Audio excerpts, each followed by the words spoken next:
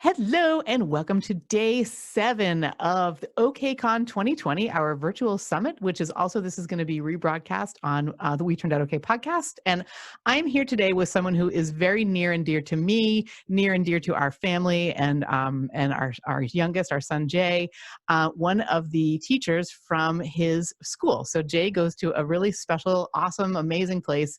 I am going to let my guest today describe it to you. This is Terry Lewison. Welcome, Terry. Terry Lewison is of Bay State Learning Center, but also Terry Lewison Photography as well. So can't wait to dig into all that. Hello, Terry. Hi, it's so great to be with you. I'm happy to be here to talk about one of my favorite places on earth.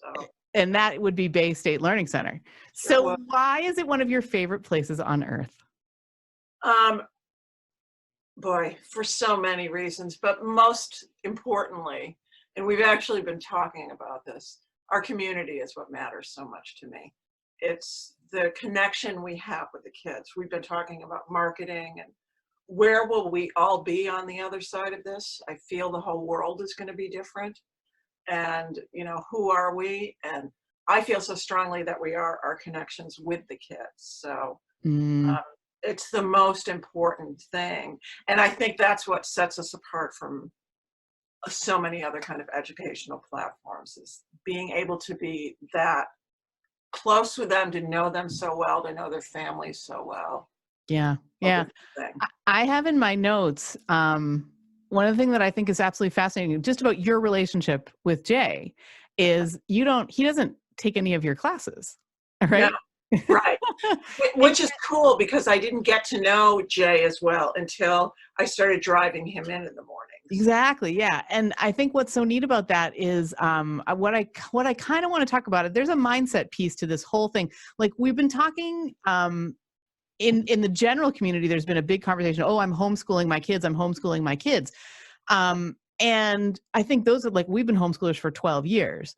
And what's happening, and I don't mean this in any kind of disparaging way, so I hope viewers and listeners are not going to take it this way, but schools dictating a curriculum and then a child receiving that curriculum, filling out the worksheets, accomplishing the work, writing the essays, whatever it is, solving the math problems, isn't homeschooling for everyone. And in fact, I would say it's probably not homeschooling for most people because there's a self-directedness that is missing there. And I wanted to ask a little bit about that because what Bay State, so Bay State is, I've heard it described as almost a community college atmosphere, but for teens, for high school age students. And there's a real self-directed piece to that. And I wonder if you would just talk about that a little bit. Yeah, I'm happy to be talking to you now, 2.5 years in, than a half a year in, because it's a long process to learn what is this really all about.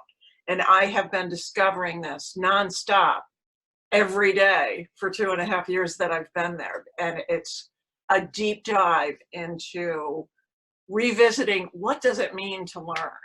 I'm a self-directed learner. I've always been that myself, but I didn't even know that was a thing or what that meant until I got to Bay State. So the way that we explain ourselves to families is, first of all, we're not a school. We are a support system for homeschooled kids. We provide classes and we also do advising with the kids, which is a big component of it too. I meet with my advisees once a week and we talk about whatever they want to talk about. It's not all about classes. Sometimes it's not about classes at all. It's about their life or their plans, their worries, whatever. So that's a very big and special part of things at Bay State. But the way we're set up is that we're there 4 days a week, Monday through Thursday. We start at 9:15 every morning and with a meditation for whoever wants to join. George, who's the director, leads the meditation. Then after that, we do a morning meeting and kind of lay out what the day looks like, what classes are going on, what we're all doing. And then our day begins and we go every hour on the hour. There's classes. The last ones are at 2:00. And the kids are free to choose what they want to do or what they don't want to do.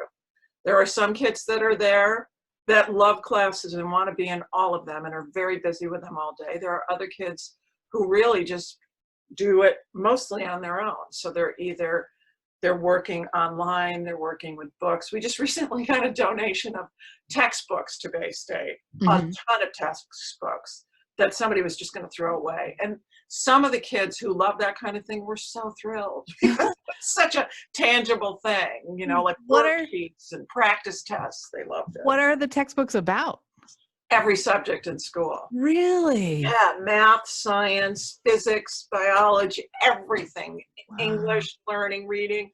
So for many of our kids too, who are also working on taking like a GED test or the Massachusetts High Set test, it's great to have that for reference, So it's funny. And just getting into the motivations of it all. I think that's one really big distinction, right? Like like I know from my son's friendship with you, it really is almost a mentor relationship, even though he is not your mentee.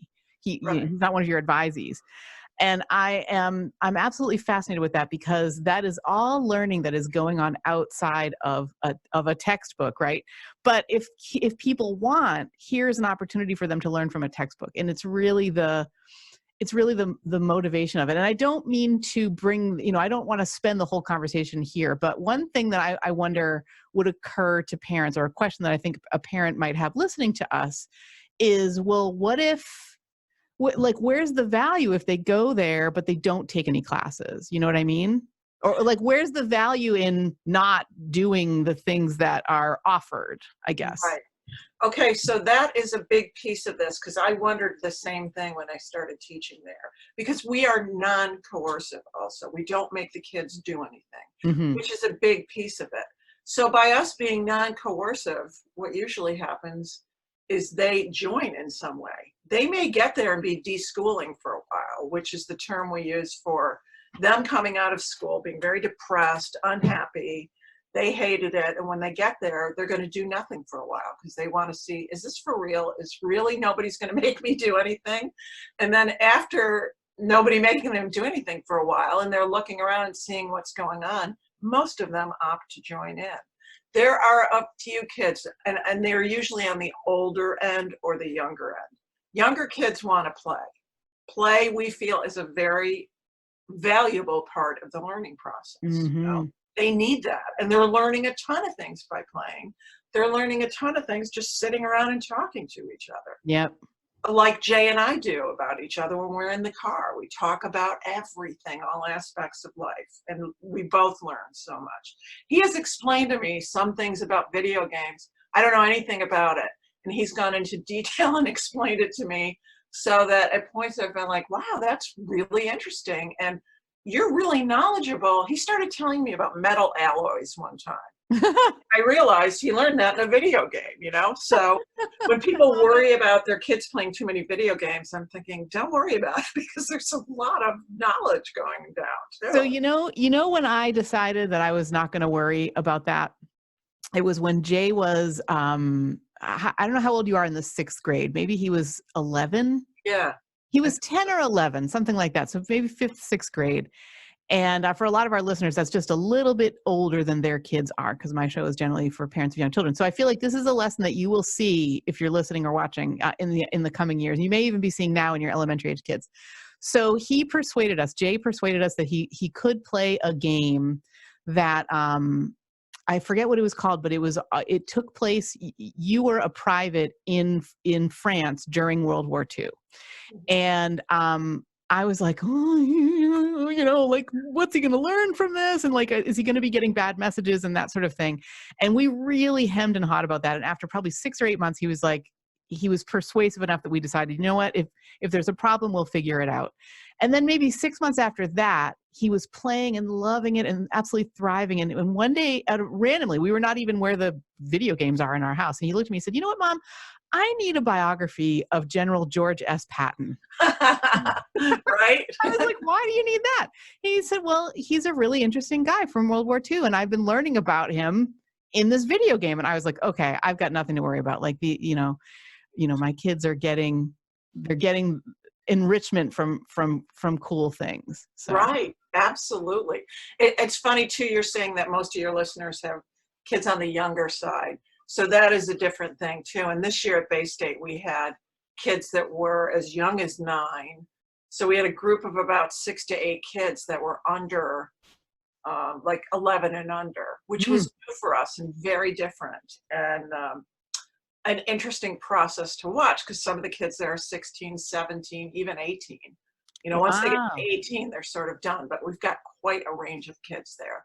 So And I've been thinking about that a lot of how do we, mesh that all together. yeah, and how do you, what is there some I'm self-directing my own self to learn how to best take a class and make it appeal to everybody. So it's small groups, which makes it easier, but I'm not a teacher either, and when George hired me, I said to him, I'm not a teacher. And he said, that's good. I'm glad because you're not entrenched in any pre-learned ideas about this. So I feel free to do any idea I have or a kid has. I feel free to run that down and see what we could do. I love it. And I love it too, because there were certain ideas I had. I have 3 kids. I'm a mom. Certain ideas of things that I thought were good for them, and I can chase that down. For instance, one of my ideas is that so many of our kids have anxiety and depression. Not just our kids, kids in general. I've Mm. been sort of obsessed with thinking about why are kids so much like this. So 2 ventures for me came out of this. One was the nature class, which is basically like we go outside and we're in nature and we're looking for birds. I'll have some kind of an idea of what we're going to do, but basically we're outside a lot. There is such a thing as nature deficit disorder, and kids just don't spend enough time out there. So that has been a wonderful and really fun thing. And then the other one is, I think that is really helpful for kids, is being of service to other people. So one of our kids, her father works at Hebrew Senior Life Center, which is for senior citizens, and they have a lot of patients who have varying stages of Alzheimer's. So I take a group of kids over there every other week. I was until this happened. Mm. But every other week we would go over for a couple of hours, and the kids would be with these older people. We played bingo. We did flower arranging one day, do puzzles, whatever they want to do. There was a music circle. And for me as an adult to watch what happened in this group of kids and older people was truly magic. It was incredible. And it Wow. was so good for everybody. And we can do things like that there. Now, not every kid wants to do that. Some kids they're too afraid or they're worried about older people, but there's other things for them to do too. I am kind of the program director there, so I'm thinking about all the kids. What do we need for all of them? And we try to slot people in where we can, because we are dependent on not just staff, but volunteers who come in to help. Yeah, yeah. How has I guess I think about you. So first of all, you're a photographer, and you have like a loom in your classroom, and there's a plant tower behind you that I'm excited to talk about. Right. All of these things are super tactile and one would think anyway, require some sort of like physical presence. How has that been translating to the kind of learning that we are all doing now during the coronavirus outbreak of 2020? I'll have a better idea when we get further along. But so far, I think we just completed our 3rd week of doing virtual online classes. Mm-hmm. I don't love it. It's not the same thing as being with the kids. But if we can't be with the kids, this is a great alternative, So we've had to switch things. I am definitely the person at Bay State who's like for photography, we're outside taking pictures. Mm-hmm. I did have a class that was doing mock trial because one kid wanted to do it, and that turned into a thing where 15 kids all wanted to do it. Wow. Really fun, and really like we'd set up a pretend classroom. They had so much fun with it. Can't really do that online. It's just not possible. It doesn't translate in the same way. We need that energy of one-to-one. So that's one of the things that we lost. This grow tower that you're seeing right behind me, this is a funny story. I'll keep it short, but at nature class, we were hiking in the woods with a couple kids, and I ran into this woman, and she's like, what are you doing? And I started explaining to her about Bay State. Well, she happens to do Juice Plus, which is a company Oh that yeah, does. Okay, so I'm these familiar. grow towers are part of Juice Plus. So Oh, if you want to, you can invest in this. And we kept in touch and I said, look, I want to do it, but what's the bottom line here budget wise? And she said, if you buy the lights, I will donate the tower to Bay State. wow. So amazingly, that's what we did. The lights are just so that we could have it during the winter. In the summer, you can just put the whole thing outside and let things grow. But it's a Yeah. hydroponic system. There's water running through there. But yeah, she donated that to us. She happened to live right around the corner from Bay State, came over with her husband, brought everything, set it all up for us, showed me exactly what to do. And it actually came with a whole series of lesson plans. It's kind of like I'm in your Awesome. class, all set for me. Yeah. So those are the kind of magical things that happen just by being out in the world and meeting people too. So that's a fun one too. So when things like that happen, I will go chase it down because I'll think that's good for the kids. I love to garden and grow things. So I'm also playing to what I want to do. The loom is something I found at Bay State. Somebody donated it like 5 years earlier. Nobody knew what to do with it. I was in the basement and I came up to George and said, there's a loom downstairs. Can I set that up? So I got the moms to come in and show me how to do it. And then I took it from there. But, I'm also on YouTube watching a bunch of little old ladies show me how to set up a loom and the warp and do everything I need to do because that's how I have to learn to Yeah. go and Well, source that information. when you talk about being self-directed, I mean, we are all, so Jay has very long hair. His hair is much longer than mine. And the other day he got tired of continually coming to me and saying, can you please put my hair in a ponytail? So he learned on YouTube how to make a ponytail from his hair. And I just like, I was like, Jay, you did it. That's so awesome. How did you learn? And he's like, how do you think I learned? Because we're all learning everything that way.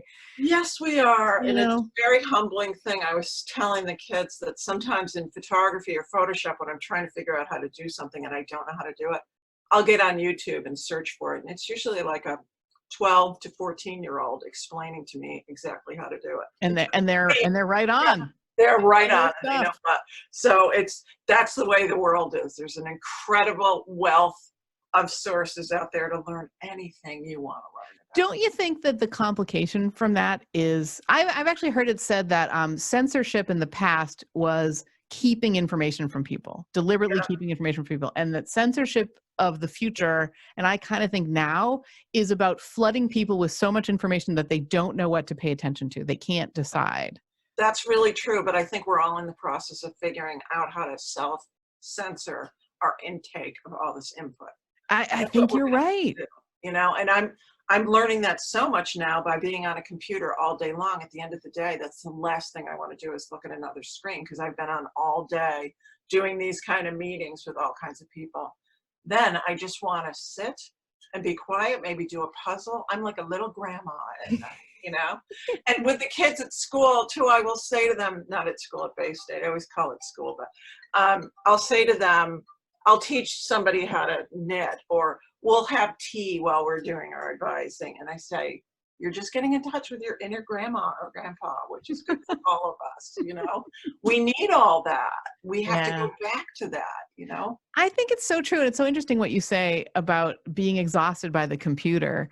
One of the things that I noticed very early on, because I started planning the summit. We were in Colorado, actually. Jay and I were in Colorado. We Uh, thought we were going to be stuck there. Unfortunately, we were able to make it home.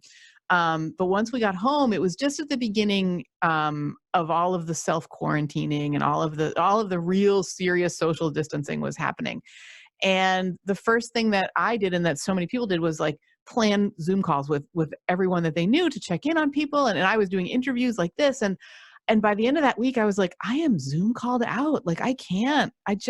And I felt terrible about that. And then I over these weeks, I've sort of realized, um, I'm a little more of an introvert than I thought I was, first of all. And I need that yeah, time. I need time to like just be in a cone of silence and knit. Knitting is one of right. there's a yarn store. I've talked about this so many times. I'm so thrilled still.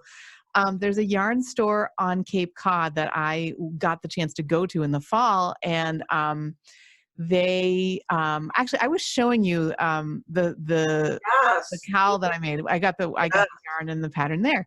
And they sent an email saying, if you are in self-quarantine, let us know and we'll send you something to pass the time. And so I was like, when we got home from Colorado, we were told you do need to be in quarantine. There are some high country kind of areas that are hot spots for this. And we were in one of them. So I was like, you know what? I'm going to write to them. And they sent me the most beautiful yarn and a pattern that I'm now getting to play with during this time. Fantastic.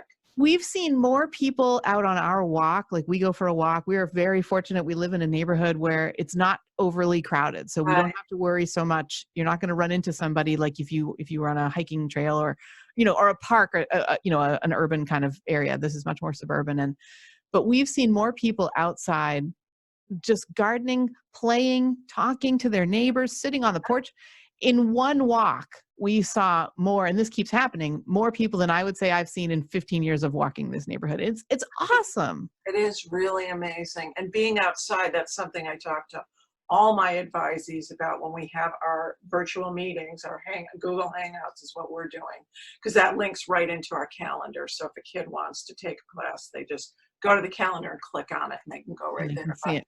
I have said that to all of them. You got to get outside, be outside. Can you tell me a little bit more about nature deficit disorder? Or tell us a little bit. Something that I was reading about, in that kids are just not getting enough time to just be outside and play. So we are very lucky too at Bay State that we can walk across the street and the Charles River is right there and there's woods and there's things like that. So we just go down there and play in the water, or, just build things with sticks. One day we saw a huge hawk out there and we all flipped out. It was so cool to see.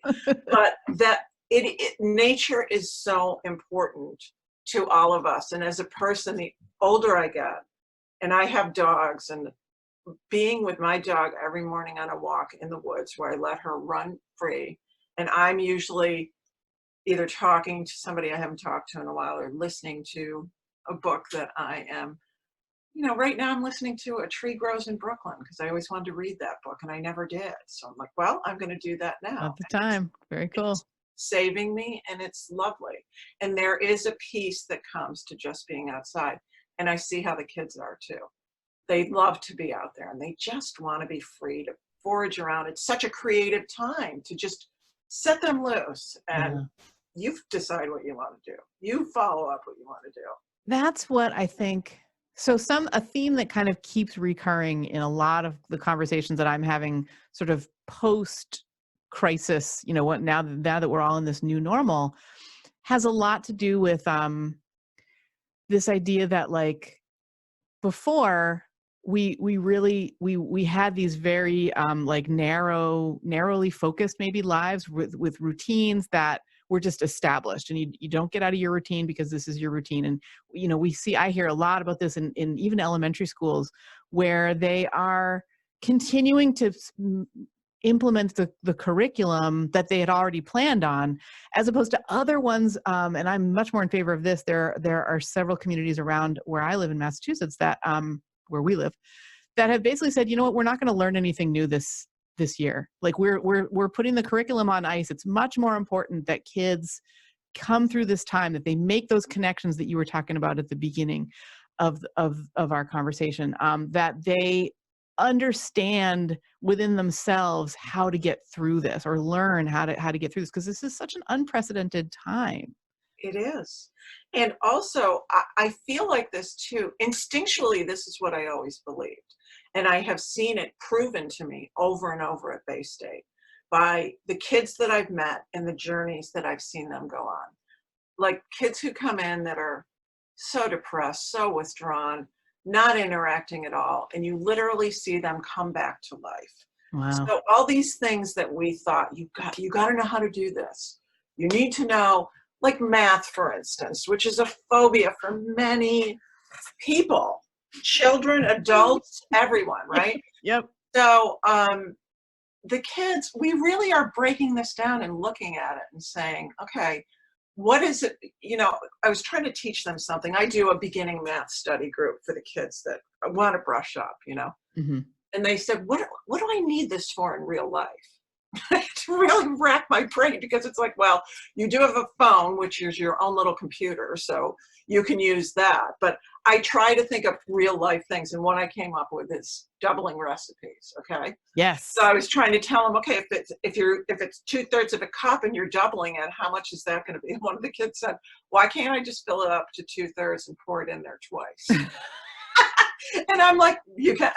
Absolutely. Good point. So do you know what I mean? And because the beauty about being at Bay State for me is I'm not handed a curriculum in the beginning of the year that I have to make sure they do. We are really literally free to do whatever we want with them.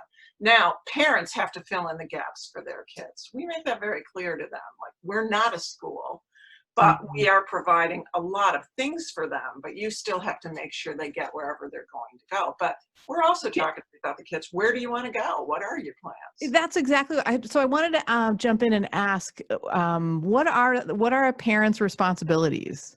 Uh, Go ahead. Yeah.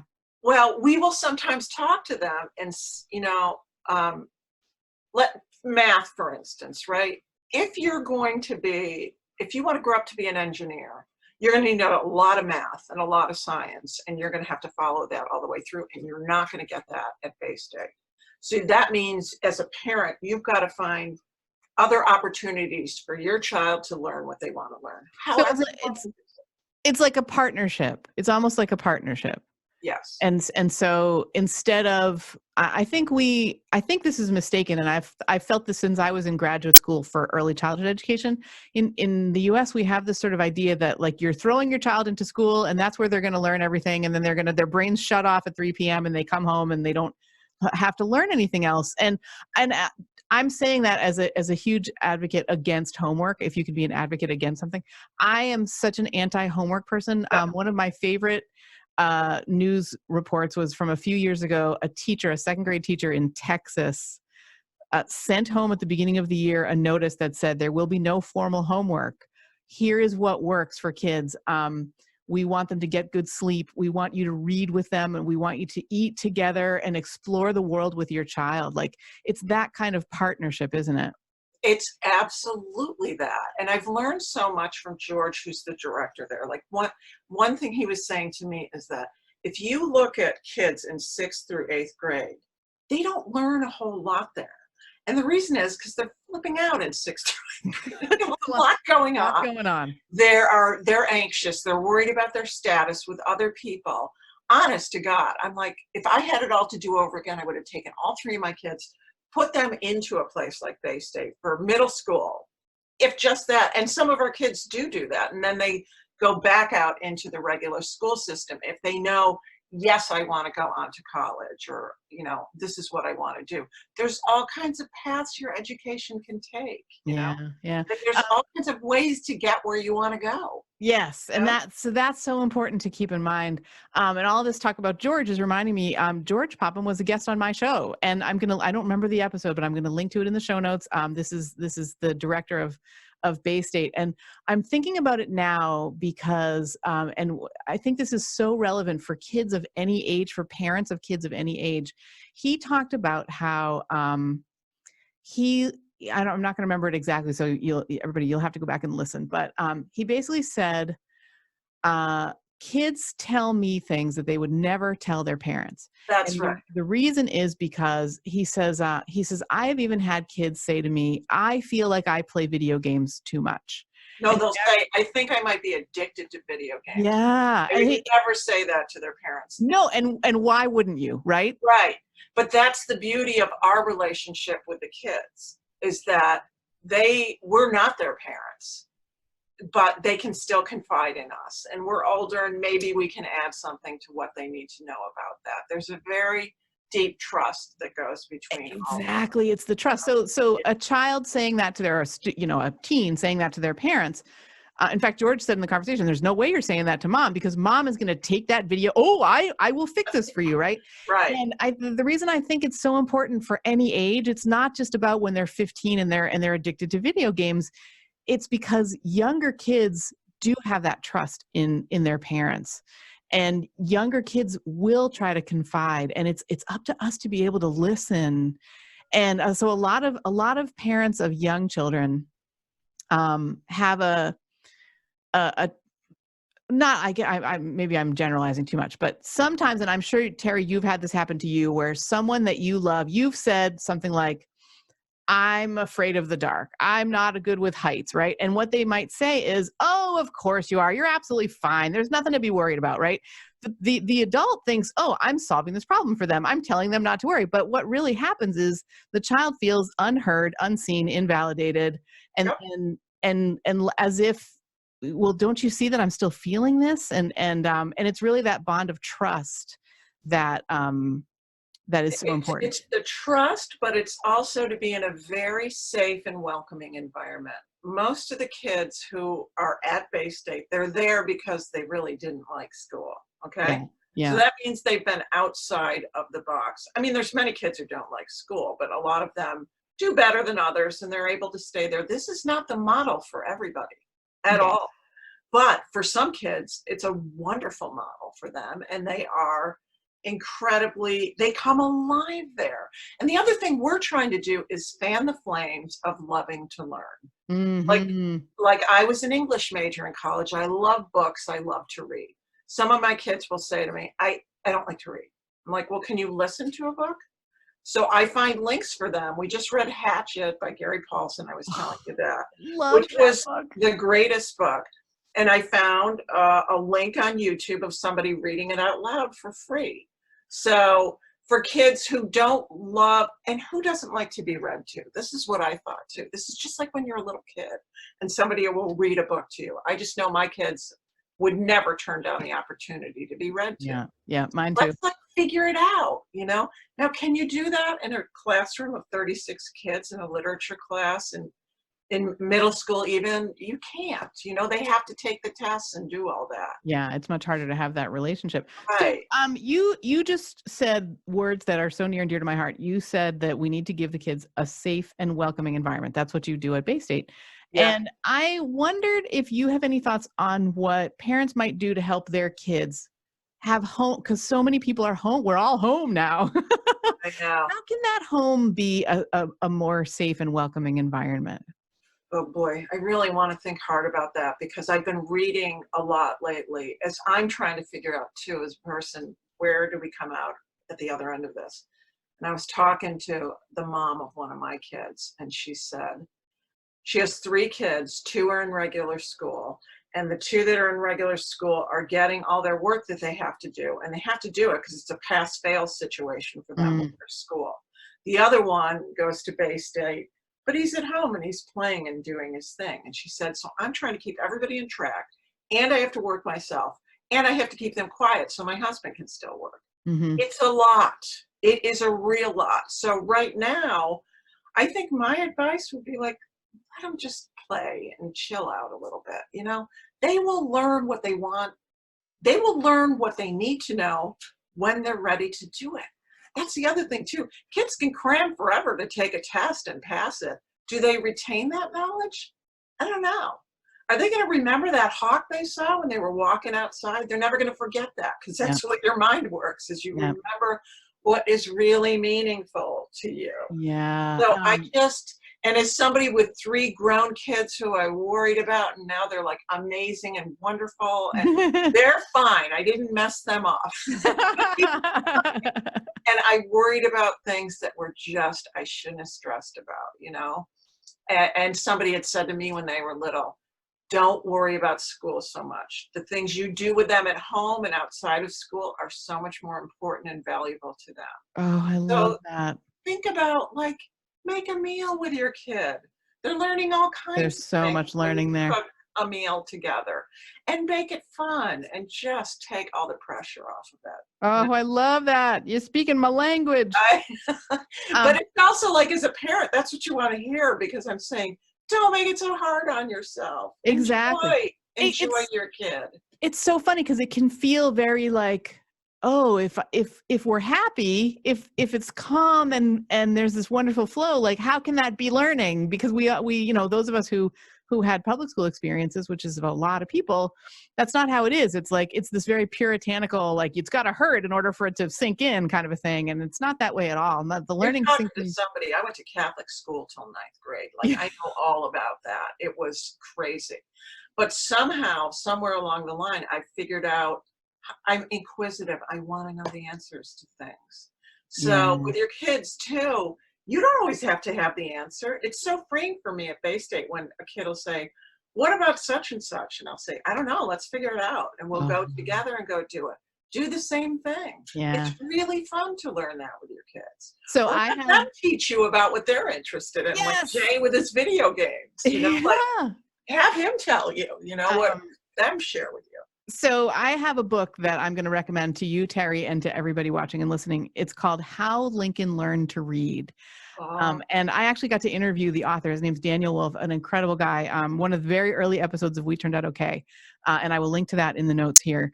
How Lincoln Learned to Read is a study of many, probably 15 or 20 um, historical Americans with like serious historical significance.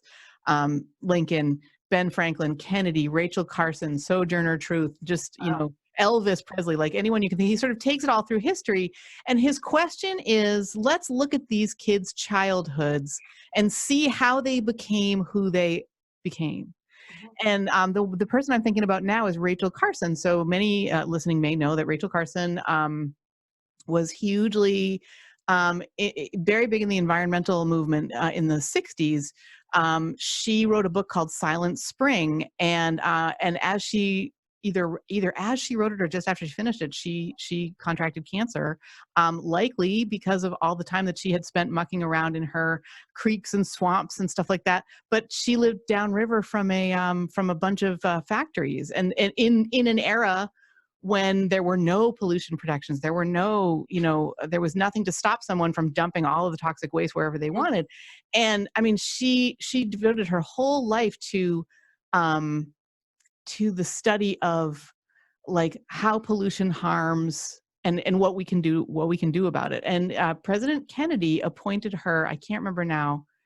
I can't remember what appointment it was, but it had to do with science and biology and figuring out um, the some solutions for all of the pollution. And all of that started because when she was a kid, she wanted to be in the woods and learn about the animals and the plants and watch the hawks. And I mean, so like that's just one tiny bit of this book. It's such a great But that is the message, isn't it? Like, get out of kids' ways and just let them do what they want to do. Think about what you like to do when you were a little kid. Play in the mud. Just do these seemingly meaningless things that mean everything. I was trying to figure out how to teach one of the kids graphing coordinates for my math group. Mhm. And came across a little video that was explaining how this was invented by Rene Descartes way back whenever this was, the 18th century, maybe, I don't know.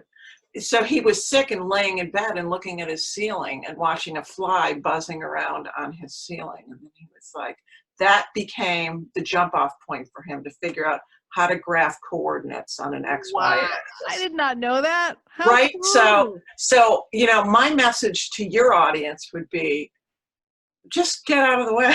Let kids do what they want to do. Yeah. And also use this time to just enjoy the perfect little people they are without all this pressure we put on them. Yeah. Just enjoy. Those kids at Bay State make me laugh so hard every day. I can't even tell you. They're so, just to spend that kind of not unordered, what do I mean? It's like they don't have to do any certain Yeah. thing all the time. Sometimes we're just hanging out and talking. And we're like, do that with your kids. They need Yeah. Yeah. this. Our time is getting short, and I want to wrap up on something that just occurred to me as you were talking, because we are all living through this time, and many of listeners and viewers are doing it with very little kids, and it can be really hard for a 3 or a 4-year-old to see their friend and not be able to go and talk to their friend. So a coaching client of mine, a woman, and I've got a private coaching practice called the Ninja Parenting Community, and there is a ninja parent, a mom in there with a 4-year-old who's got a best buddy. We call him Little Llama in the community. So her name in our community is Mama Llama. So Little Llama has a friend in their apartment building, and they can't play together right now. So what they've been doing is making hopscotch tracks for each other with chalk. And then it's like these little messages that one 4-year-old is leaving for the other one. And then they get to come out and do the hopscotch and make their own little, so they can't play together, but they can do. And that's something that we would never have been able to have without the pandemic. That's right. This is really bringing us back to, I mean, besides all the Zoom meetings and Google Hangouts, but it is bringing us back to the basics. The other thing I would say too is, like, don't be afraid to ask your kids, what do you think? Well, how would you do it? Because that is what develops creativity and thinking. And it also means that you're validating them as saying, I think you have great ideas too. What do you got for me on this situation? Oh, I love that. And how would you do it? Yeah. Yeah. We do that all the time, and it's very freeing to, like, give up the, you know, how everybody kind of feels as a parent sometimes. I remember bringing my babies home and thinking, I'm just in charge of them now. Somebody's trusting me with these new lives, you know? Human beings. Yeah. So incredibly fragile. Yeah. Exactly. So what if you let them, you know, lead a little bit? Yeah. You know? What happens if you get a kid who, or how often, I suppose, does it happen that you get a kid who says, I don't know? And then what do you do then? I say, let's figure it out. And we sit together and we figure it out however we're going to. We either go outside and try to do it. And I'm happy to say to them, I don't know if that's going to work. Do you think it's going to, you know, and just let them do that. So that's just a release of control too, of not feeling like, oh, I need to know the answer to this. I don't know. What do you think? And that is encouraged where we are, for both the adults and the kids. Yeah. I love, all through our conversation, you've referred to yourself as a self-directed learner as well. It's really cool. I am, and I'm inquisitive, and I want to know. Because what do we have if we're not still doing that? What am I supposed to do for the rest of my time? And I missed kids. Like, my kids are grown up, and then I thought, well, I still want that energy and creativity that comes from kids. I'm a creative person. Mm-hmm. They are so uncensored and so open to anything. They just, everything's a possibility to them. Yeah. So, I mean, I don't want to be like a vampire, but I really feed off of their energy. They're incredible. You know? All right.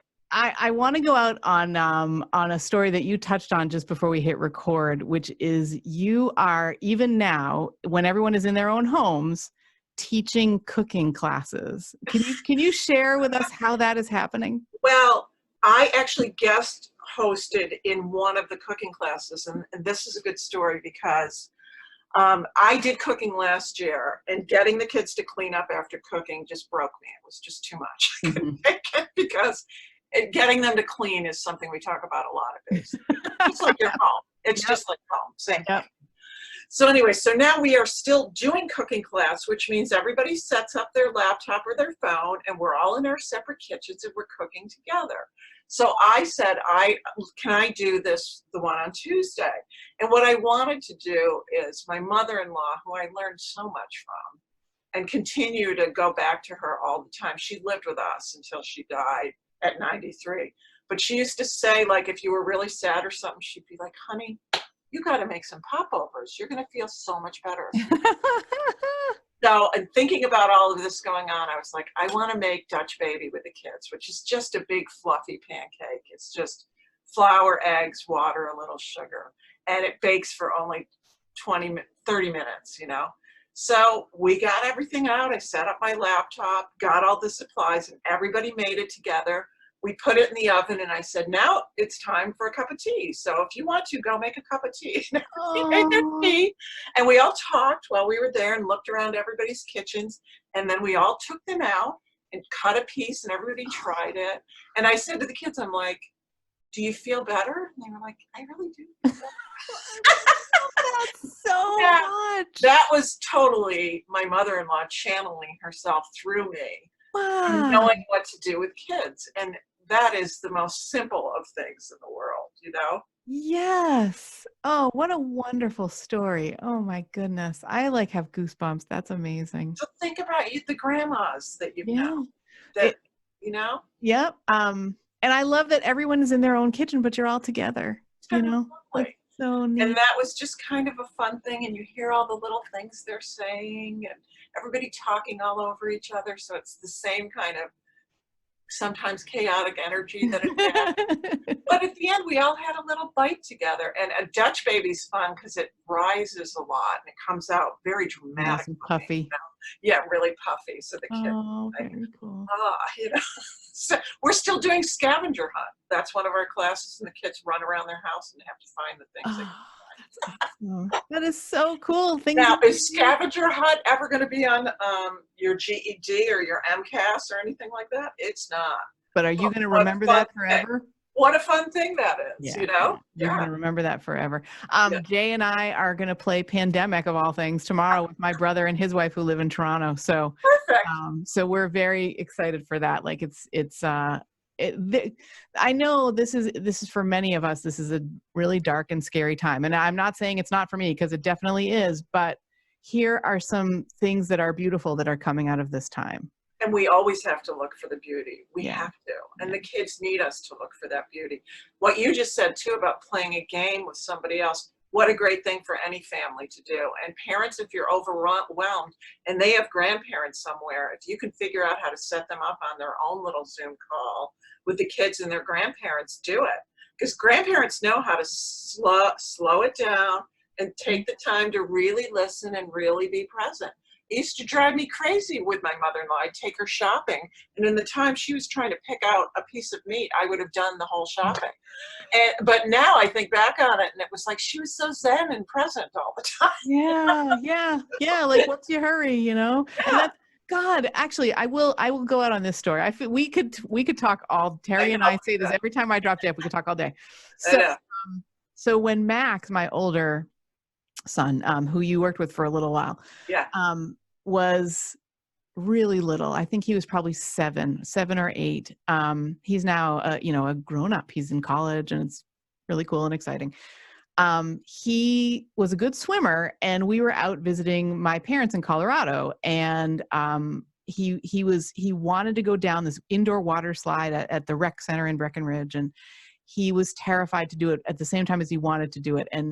And it was my dad who persuaded him to go down. It was my dad who was able to stay with him and convince him that, not convince him, but just reassure him and make sure that he knew Right. he would be safe. And I was at the bottom. And so Max comes down and he's thrilled and it's all wonderful. And he gets up to do it again, right? And my dad comes down. And as my dad is getting out of the water and Max is just out of the water, I say to Max, that took such a long, like, I'm thinking from the parental, we've got so much we need to do, right? And I'm trying not to pressure anybody or put upon my dad or whatever. I said, we've taken so much time with this that you can only do it a couple more times and then we're going to have to leave. So Max starts crying. My dad goes right up to him and he says, Max, you can go down that water slide as many times as you want. And you could just see Max be like, oh, thank goodness. And I was like, something too, you know what I mean? The grandparents are so super smart. But that's only because we all had to screw up raising our own kids. And then as you get older, you can look back and reflect and say, hindsight really is 20/20. Yeah. But don't forget about it. And the last thing I would say to your audience is, believe your own intuition, trust your gut, and trust your kids. You're a family. You got this. And the upside of a pandemic is we're all forced to be a family again. We got to stop everything and be together. So isn't that kind of a blessing too? That's awesome. It's Yeah, hard, but really it's a blessing. Yeah. That's the upside of a pandemic, definitely. Yeah. Definitely. Well, Terry Lewison, thank you so much for being with us. Oh, it's been a pleasure. It's so good to have you on the show. I want to tell everybody where they can find you. So Terry is a photographer with it's terrylewisonphotography.com. TerryLewison.com is my website. Okay, and these links will all be in the show notes, so everybody Great. don't have to be writing it down. Yeah. And also, you have one of the coolest Instagram feeds. It's Terry Lewison Photography, right, on Instagram? Yes. Yeah. And then Bay State, if you want to go check out more about Bay State Learning Center, there is a very fun, if it is still working, and I should actually try it now, but I will do it when I get off the call. If you type in morethanjustaschool.com, you will get to the Bay State Learning Center website, which I just like. That was something that I helped bring about, which just makes me super happy. That, and there's also a really good Instagram feed for Bay State too. The kids are taking over some of our social media too. So, Oh, cool. What is but that? yeah, you're going to ask me, and I Yeah. really should know that. But there's a feed for, Is it the Bay State Kids feed? Like, yes, is it different from, okay. Bay State Teens, I believe it is. So, yeah, I'm not sure. I don't have the latest one, but I will get that information to you, Karen, because All right. that's a good one, and the kids are doing it themselves. So, there's Excellent. really content Excellent. there. And then you are at Terry Lewison Photography on Yep. Instagram. I'm just going to make sure that because sometimes even if I do write it down, there's a much better chance that it'll make it into the notes. So my hope is that, that will actually happen. Yeah. And then the last thing that I like to do every episode is to say a huge thank you to you for watching, for listening. It's wonderful to have you and be here with you. And Terry and I are just thrilled that we've been able to spend this time with you. I also have a special thanks to our producer, the man who embraced homeschooling and has really kind of been along on this journey for us of self-directed learning. It's been so much fun. He is the 22-time winner of the Husband of the Year award. He's Benjamin Culp.